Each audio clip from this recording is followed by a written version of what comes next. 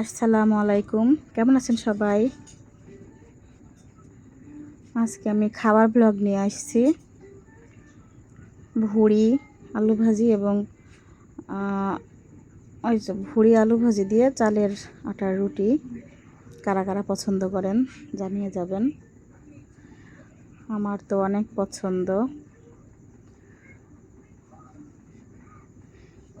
ভুড়ি যেভাবে রান্না করা হোক, ভুনা করে, ঝোল করে, ভাজা ভাজা করে, সবভাবেই আমার খেতে খুব মজা লাগে। তো এই যে আমার হাজবেন্ডের প্লেট, ওরে একসাথে তুলে দিয়েছি, ও খাচ্ছে মজা করে। আমার হাজবেন্ডও ভুড়ি অনেক পছন্দ করে। আমার মেয়েটা শুধু সেভাবে খায় না, ছোট মানুষ তো, বড় হলে হয়তো রুচির পরিবর্তন আসবে। তো এটা হচ্ছে আমার প্লেট, আমার খাওয়া প্রায় হয়ে গেছে। তো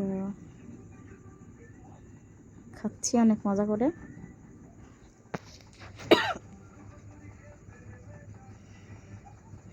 তো এখন এই যে ভয়েস দিচ্ছি আর লোভ হচ্ছে খাওয়ার জন্য।